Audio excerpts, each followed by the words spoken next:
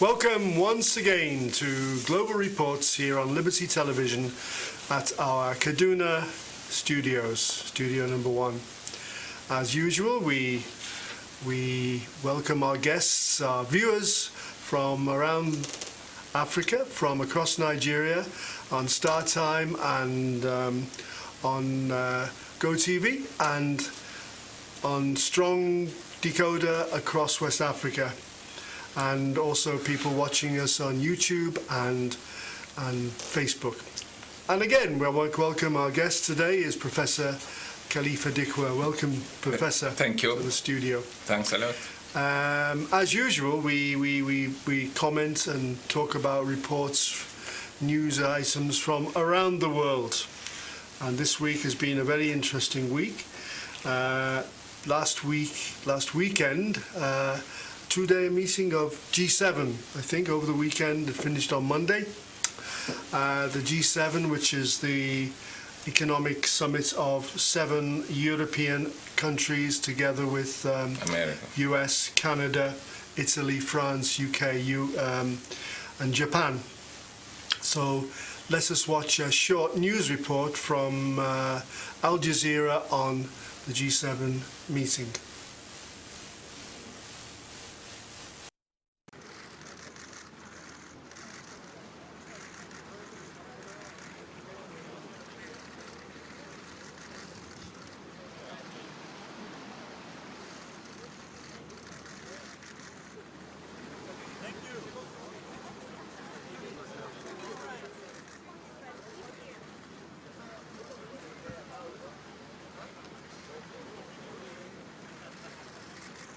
With the global economy teetering and some warning of a worldwide recession, the 7 leaders gathering here may not look it, but they're almost certainly worried.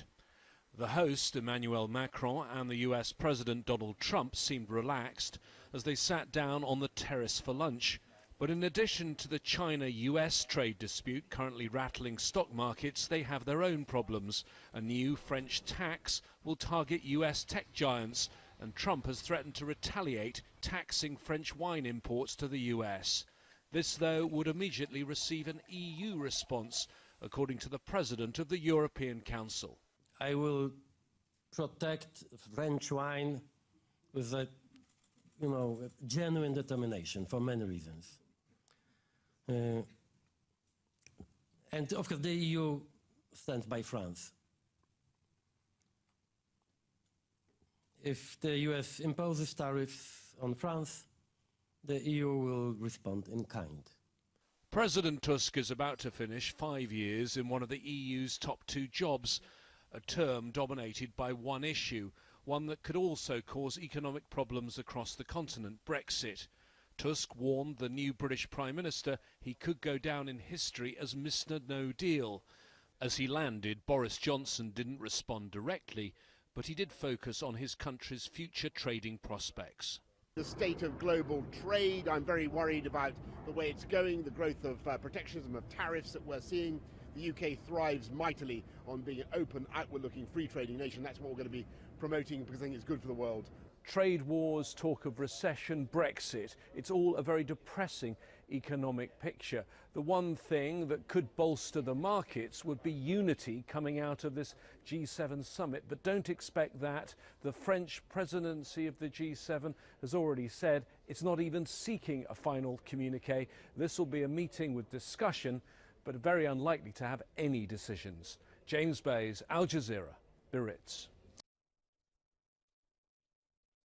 Okay, that's the G7 summit, which just recently ended in Biarritz in France. France was the host country this year. Prof, any comments on the G7? Well, for France, this is a country where I studied. Okay, that's true, sir. Yeah. Yes. Then G7 may not make a lot of impact if, in terms of economy, you can no longer exclude economies like China and Russia, no matter how bad the economy is now. So because Europe, EU itself now dealing directly with China and Russia and so on. You cannot exclude Wasn't Russia one time a member of the G7? Yes, it was excluded based on the pressure from America and Britain, basically. But now that America under Trump is saying America first, going into trade war with virtually everybody, Are you saying G7, and allies like Japan and South G7 Korea now is into another irrelevant. threat is no longer getting, unless they include China and Russia. Again, G20 is another thing. Why invite Africa? Africa is the main hub now for Europe, America, and the East, China inclusive. So Africa itself must now sit down and never give a blank check to Euro and so on. If there is anything like visa and so on, it is reciprocal. It's no longer a colonial master and so on. Visa must be given to those who would like to come. And again, Africans should stop thinking of anything reporting. When it is not coming from outside, it is not ideal. For instance, now the case of the recent case of Nigerians doing this, if you compare it to what is happening, though not reported in Florida alone, it is enough. So nobody should support it, but elevating it much higher than the level of criminality happening in America, Britain, and so on. Let them go and look for them. Anybody who goes into a criminal activity should be called a criminal anywhere with Interpol. There was this report of about 70 or 77 Nigerians, and most of them seem to be from the southeast. Just one from the southwest. Okay. 76 from the southeast. That's disturbing. It is very disturbing, and normally FBI doesn't make noise unless it has the thing, because it has. Let us not pretend. Any country, any part of the country that was bedeviled by a war, the tendencies are that unless they are completely reconstructed immediately and taken care of, the likelihood is that they will find people who will look their sense of patriotism and go. So what happened in the southeast, like Biafra and so on, if care is not taken with the north, particularly the northeast, those things are likely to come up. That is why we always say, reconstruct, do it quickly. And I think criminality should be called criminals by their own name. We are not happy that the green passport of Nigeria is always dented with just a few people who are less than 1%. And basically now in Asia, you go to Singapore and so on. If you are in Nigeria, they will ask you from which part of Nigeria. This is not a good image. The politicians, the leaders from the southeast, the southwest, and then the north, they should be able to sit up together and condemn. Tell me, Prof, I understand that President Buhari, the president of Nigeria, is normally invited to the G7 as a courtesy. This time around, Buhari was not invited. Rwanda was invited, I think Uganda was invited, but Nigeria wasn't. Is there Rwanda, it is what is happening on the ground. They don't invite Nigeria every now and then, from time to time. South Africa is the main rival of Nigeria. So it gives Nigeria now the said, why South Africa and not Nigeria? It is up to the Nigerian leadership to be fast enough to live up to expectation of Nigerians, not to just talk, say certain things that are almost impossible. I dare say at that time when I heard the president say we will be able to pull out 100 million Nigerians in 10 years, when China did 40 years in order to remove 800 million out of poverty. So the level is, if it is 100 in 10 years, it means 40 million in 4 years that is remaining. What happened in the previous 4 years? Let us face the reality. It is about governance, forget about politicking. Nigeria must have its act together and do it to give the leadership, give the thing. We have ideas, but hardly Nigerian leaders will just wake up and face realities immediately. They take their time, they are too slow, too sluggish. And agreed, if for instance now the way President Buhari was agile during the campaign, we expected the same thing to continue after the swearing in. We expected Mr. President to be agile, not to allow people in suspense, those who suffered for the change, and keep them outside waiting for their turn. You don't do it. The first time he took 6 months to get a cabinet. This time it's taken 3 months. Taken and 3 months. Even at that time, not all appointments were completed. That gives you, we have no reason to say no if somebody from outside calls us inept people. Inept government. We are inept because we are not doing it. The way Mr. President is quick at responding at Revo protests, Revo revolution, we call it Shia and so on. The way the government was very fast. The way the government or the president is fast at speaking his back to travel out. If the same is replicated, it will help. There's a video of the new Interior Minister, Areg Besola. Just to show us. Can we watch this one, please? I give her the opportunity and right to run the ministry till Monday. I'm coming to take over here on Monday. Because I move around with her as much as I can. I'm taking over the full responsibility of the minister on Monday. That doesn't mean I may not come here tomorrow. You will see me tomorrow, you will see me the day after tomorrow. I will be more of a visitor as I am today. But Monday, then please, gentlemen and ladies, we will be ready for our assignments of redefining what our main assignments are in Nigeria. My relationship with your ministry is distant. I can't pretend I know more than what the papers report about you. But I'm convinced that the bureaucracy by itself is so structured that we as political heads can only give leadership as to what we must do. You are far, far informed and well-heeled at doing those things. I promise you a realistic, reasonable, and commendable leadership. That's gentleman, the minister. At least someone is admitting he doesn't know much and he's willing to learn. Yes. Raouf, former governor of Ocean State, is somebody who is noted for sincerity. He doesn't play double. He's honest to a fault. To a fault, So said he doesn't know anything. That he's willing to learn. He's a fast learner anyway, and that under him we expect results. This is somebody a result getter. For instance, Minister now, of Interior. The police are under the police. The main problem that we have now, they are given security, capable people. Defense under Bashir Magashi, a general who is known for patriotism. Again, you have Interior with Raouf Aregbesola. Police minister, another somebody who is apt and so on. And then modernize how to use technology in order to fight criminality under the Minister of Communication with Dr. Fantami.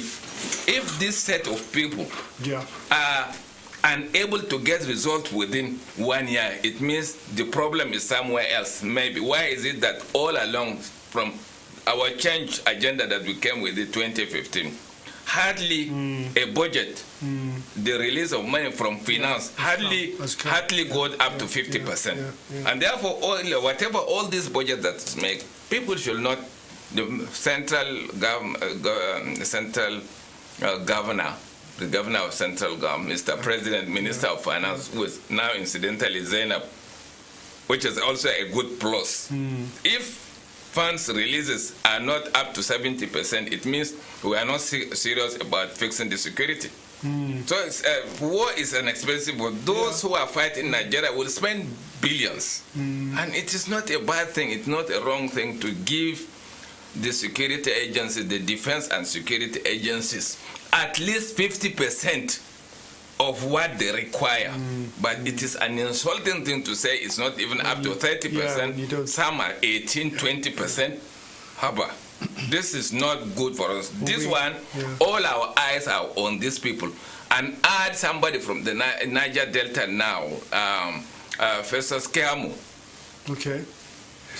Another honest fellow, to a fault, very honest. So we have the people who are all eyes on them. These guys to see what all eyes on them, and so the governors should also do their own bidding. Or they spend the bailouts money without paying. Okay, that's for another instance, issue. Kogi and so on. And then I understand from news yesterday that the federal governments are requesting the how states to recover.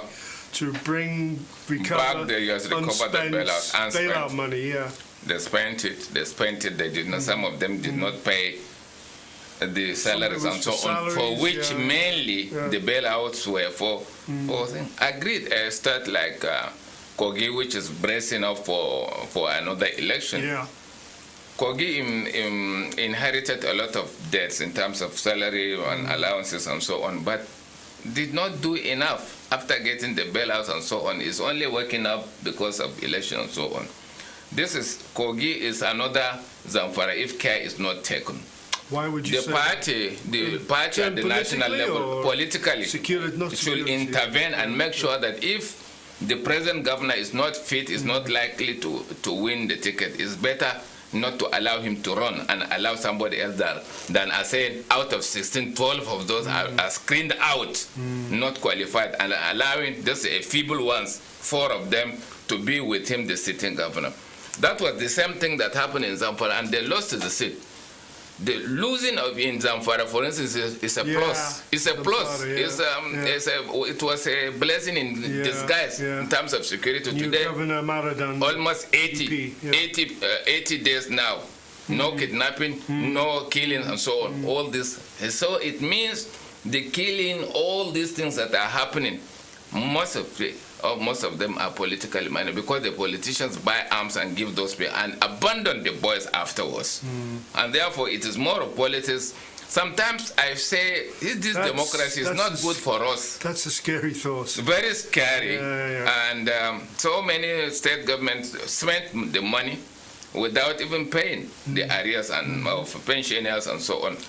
And that's terrible. That's unconscionable. Is it not up to the party to now to say, wait, if you have not performed, we are not going to give you a ticket. Forget about it. We will find another place for you.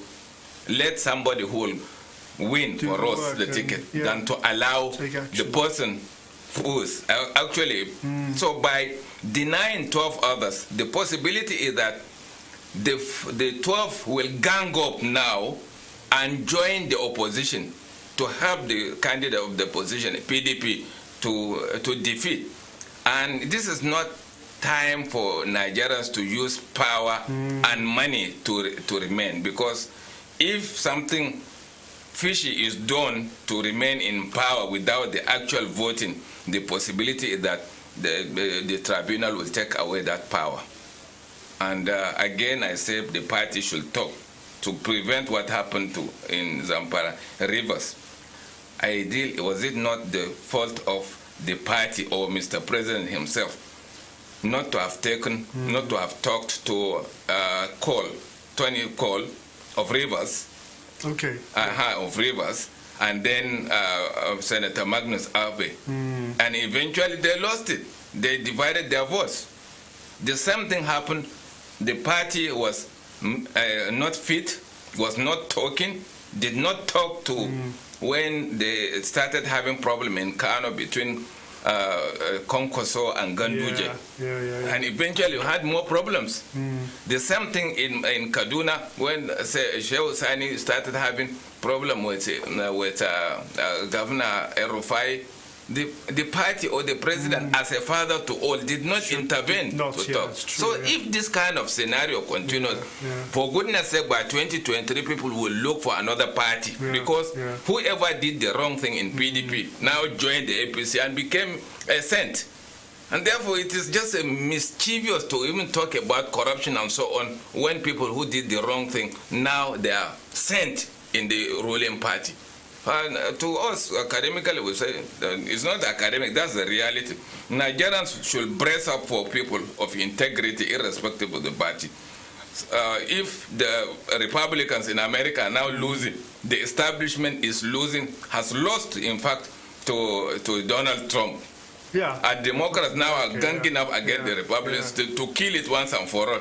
The possibility is that Nigerians as a whole, who have the same problem of insecurity, lose faith in poverty, will lose faith in the two main parties, APC and PDP. Start looking for another party? For another alternative.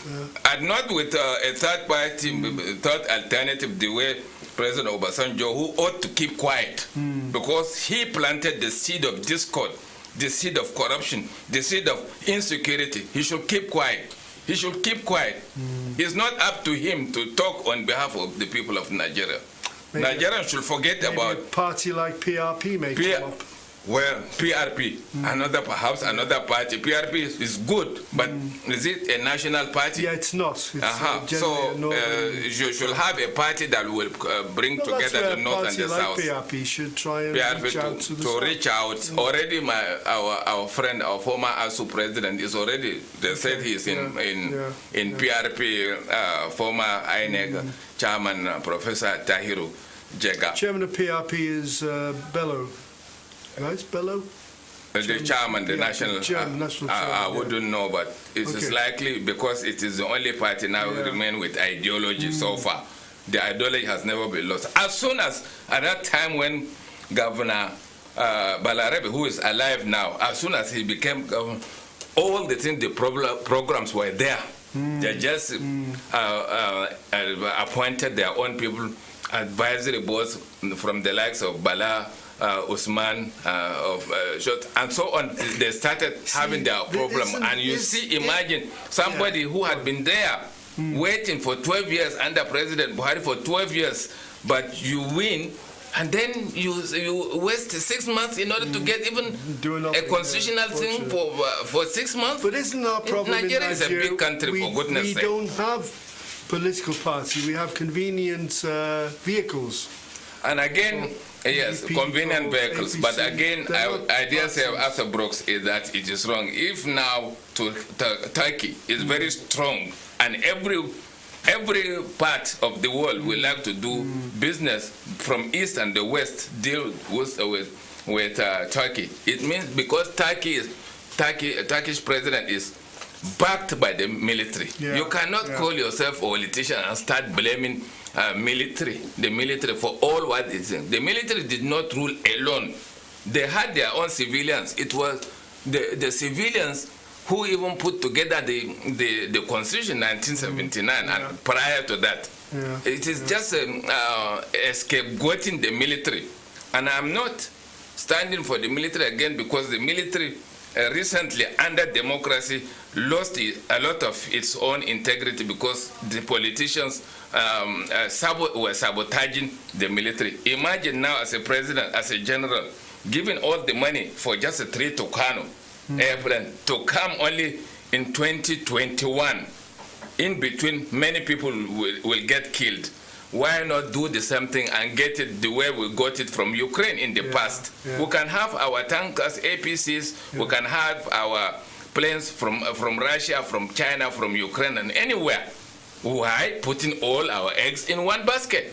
Well, this is eggs in one basket. I think the basket has come to an end at the moment. Our program has unfortunately run out of time.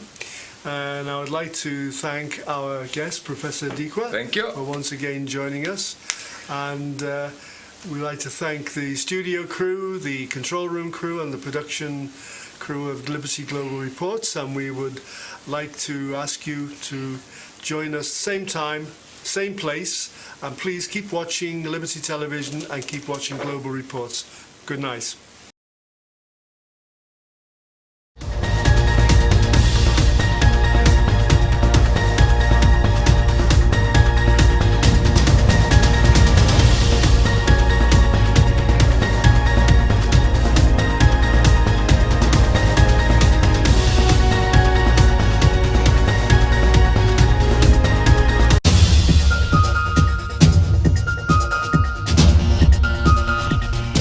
It's not just about the individual news item, it's all about what's behind the news story. What went on before, now and after. We report today not from Kaduna, Nigeria, but from Liverpool in the United Kingdom. Slavery Museum, that's right, in Liverpool. Dr. Benjamin. No personal attack on candidates. Okay, thank you very much. Ray TV Liverpool. I'm here with Chris Kerr, who is one of the team that runs this remarkable little station. My background is that I'd spent quite a lot of time working for Bernardo Television as a reporter and producer, and I had lived in Liverpool for most of my life, and I've had a very strong interest in doing something in the way of more local television, more than the regional service which Bernardo and the BBC offer. This is Arthur Brooke signing off from Liberty Global Reports, and have a very good week. Thank you, Saidu, for coming on the programme. My pleasure. And please check out our Facebook page.